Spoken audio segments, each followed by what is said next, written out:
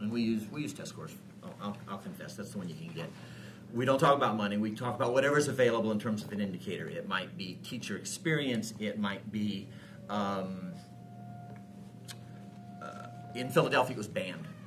A whole range of kind of, it didn't matter what it was. In every city where we did this work, except one place, I think, we found a correlation between, an inverse correlation between the Black and Latino and low-income enrollment in a school and those resources, i.e. more Black and brown kids, less of whatever it was, across the board. And I understand that it's a correlation. People can argue methodology with me, but the fact of the matter is cigarettes didn't invent cancer, right?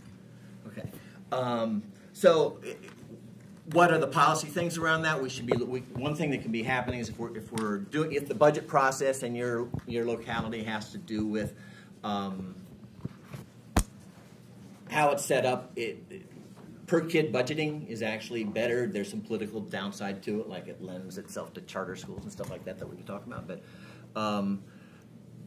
But portable per kid financing with multipliers that actually deal with the kid's special needs. So in New York, they aren't enough, but part of the CFE suit, sort of, there's a multiplier for ELL students. There's a multiplier for special ed students. So if a regular kid is worth 1 in terms of money, there's a bump of not enough, right? I mean, we could talk about what it should be. It should have been like a whole nother 1 in each of those cases. It wasn't. The other thing that it's going to take to get funding equity in the states is to delocalize the funding, to delocalize the revenue. New York, for instance, nationally there's 15,000 school districts. New York has something like 700, right?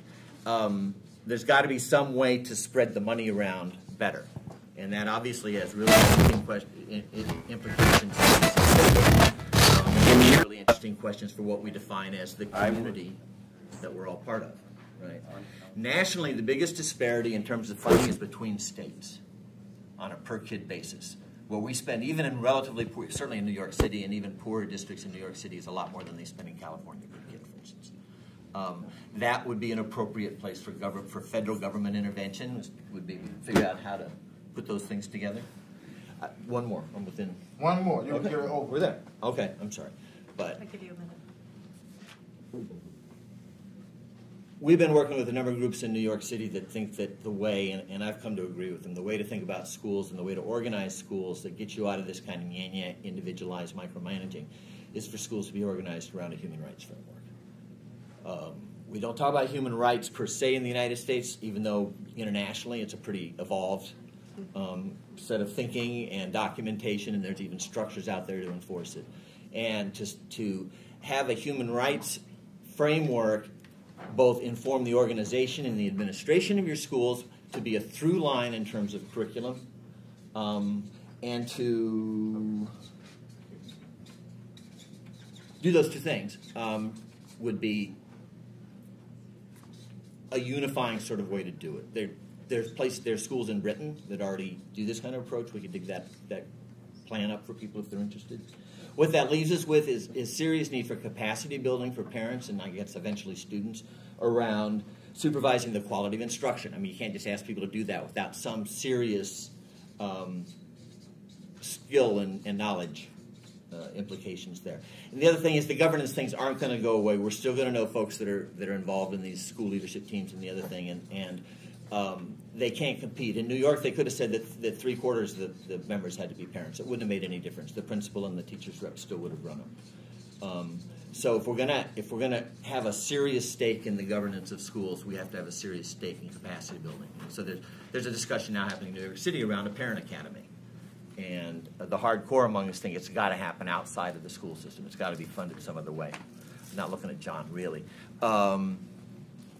Because there's just this set of stuff you got to know to be able to defend your kids if you're going to participate in those structures. Thanks.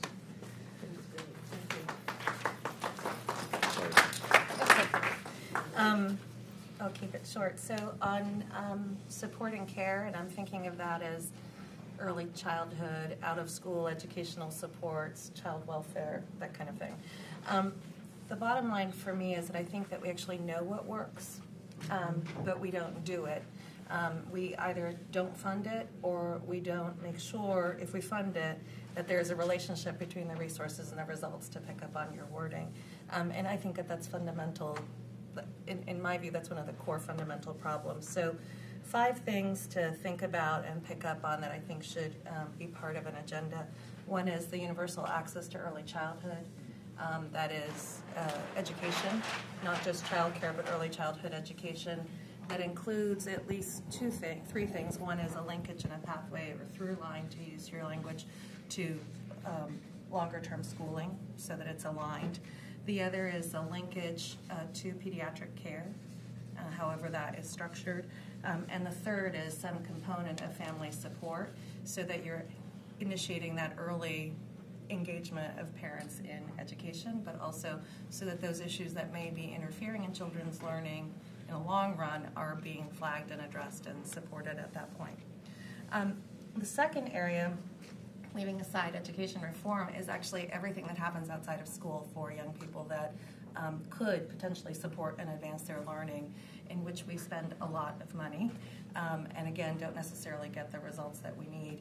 And I think that whole sector has been let off the hook because public schools have been so bad, so we just think of that as respite, where at least children are getting respected, even if they're not making other kinds of gains. But really thinking about what does effectiveness look like, and how do we hold providers, whether they're nonprofit or public providers of those kinds of services, accountable for the quality of the effort.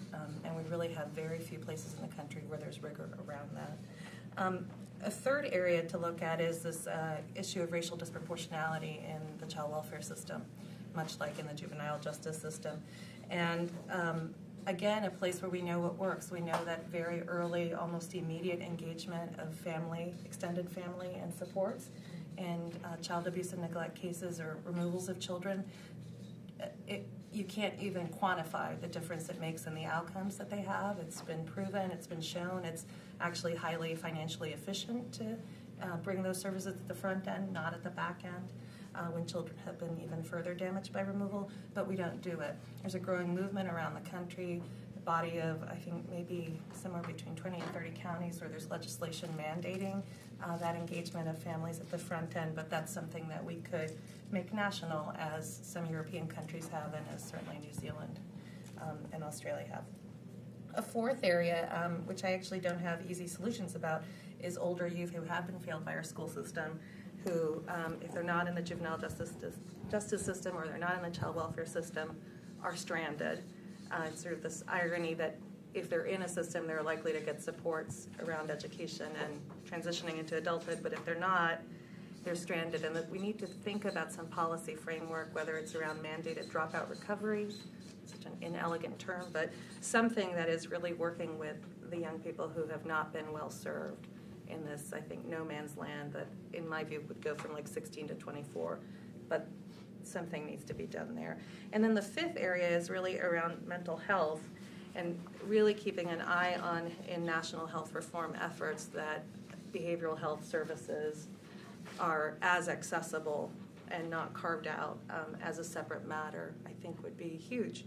In particular, I think in our cities, the degree to which young people do not receive services when they've been exposed to violence, and what the consequences of that failure are over time for them educationally and in other kinds of ways. So there's a lot to say, but I think I'll just stop there and just want to pick up this notion around results and resources, even in this arena, as being really an important one. Okay. Lunch. Go to work.